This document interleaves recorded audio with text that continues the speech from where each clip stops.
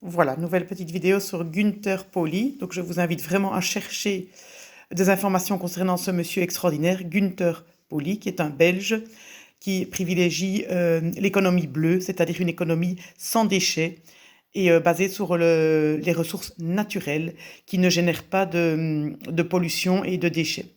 Donc on avait lu, la dernière fois que j'ai lu une vidéo le concernant, c'était sur une petite fable qui s'appelait Habillé d'algues. Et voici maintenant quelques informations supplémentaires qu'il donne. Le coton est composé d'une chaîne de molécules de cellulose presque pure, soit les mêmes composants que le bois des arbres. Le coton que nous portons aujourd'hui est un mélange d'une plante d'Afrique et une d'Amérique. Le mélange donne des fibres plus longues, plus solides et plus douces que n'importe quelle autre plante. On estime que 25% de toute l'eau consommée dans l'agriculture est utilisée pour étancher la soif du cotonnier. Un t-shirt en coton conventionnel nécessite 2700 litres d'eau. Donc intéressant à faire une petite pause évocative et à prendre l'information dans sa tête. C'est assez hallucinant. Les insectes aiment manger le coton, donc les agriculteurs imbibent leurs plantes de produits chimiques dangereux pour les hommes et nocifs pour la planète. 10% de l'ensemble des produits chimiques agricoles dans le monde et 25% des pesticides mondiaux sont utilisés pour les cotonniers. Un t-shirt consomme 100 grammes de produits chimiques. Le coton a des couleurs naturelles, y compris le rouge, le vert et le brun. Les couleurs naturelles ne passent pas au soleil.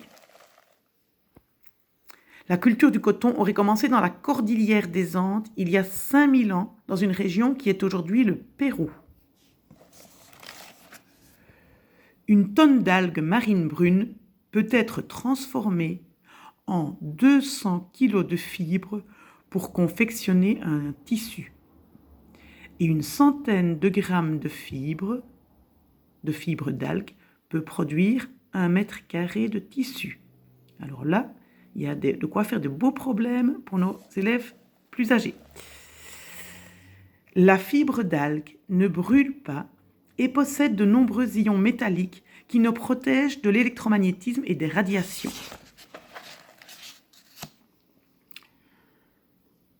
Comment te sentirais-tu si tu avais besoin de beaucoup d'eau et de produits chimiques pour grandir? Quelle serait ta réaction si quelqu'un prétendait ne pas avoir besoin d'eau, alors que tout le monde en a tant consommé pendant de nombreuses années? Aimerais-tu porter des vêtements confectionnés à partir d'ortie, de lin ou de chanvre? Comment te sentirais-tu si tu savais que tu pouvais produire plusieurs couleurs de façon naturelle, alors que les gens ne veulent que du blanc?